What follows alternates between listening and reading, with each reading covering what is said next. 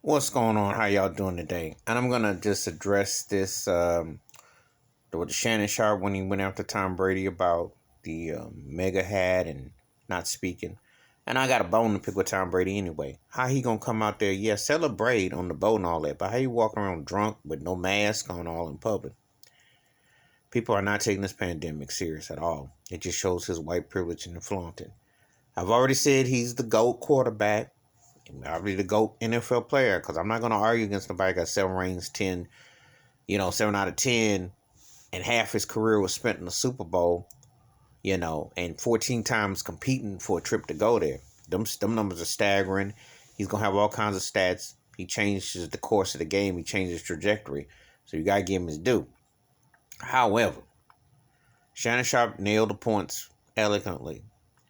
The double standards. Great point he brought up about Deshaun Jackson last year because I'd almost forgotten about how D-Jack was quoting Minister Farrakhan and they called him the office in Philly. Just like what Nick Cannon went through. You can't talk about...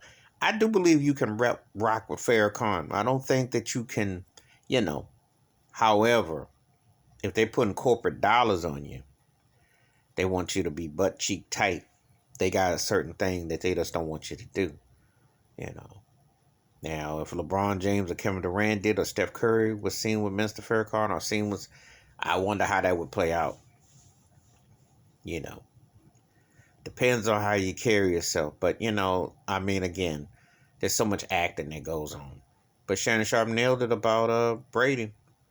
And I know Skip Bayless had mentioned Robert Kraft and Belichick. Well, remember, Belichick was supposed to get a Medal of Honor from Trump before the whole insurrection thing, and he had to pull that out. And he said they get real white when it hits close to the fan. It's like, well, we don't want to be saying with him right now. We do support him. All them racist owners in the NFL supported Trump. Let's not kid yourself. He sat there and talked all that trash about African countries and Baltimore and different places. Ran Colin Kaepernick out, said all kinds of things. Ain't none of them part their lips to dispute him. Why is that? Because it's white privilege, white slave owner, white mentality. And you know what's up. So Shannon Sharpe brought up a great point. Hold Tom Brady accountable. White athletes need to be held accountable, period. Aaron Rodgers, Drew Brees popped his mouth off about his people being in the military. So was mine. World War II. What's your point? They came back here and weren't treated no better than no nothing. Had to wait 27 years before civil rights was passed, coming out of World War II. See, pop off, ain't got nothing to dispute. That's my point. Shannon Sharpe was right. He told it. The people who can respect Tom Brady as a player but got an issue with him personally, this is exactly why. I understand it. Because that's kind of how I feel about him too. Look, I'm a Michigan Wolverine fan, so that's why I got a rooting interest for him. Because I love Michigan. And I wish, he played now, But anyway, as a Wolverine fan, that's the main reason why I root for him. And he's tough. He that's a bad white boy.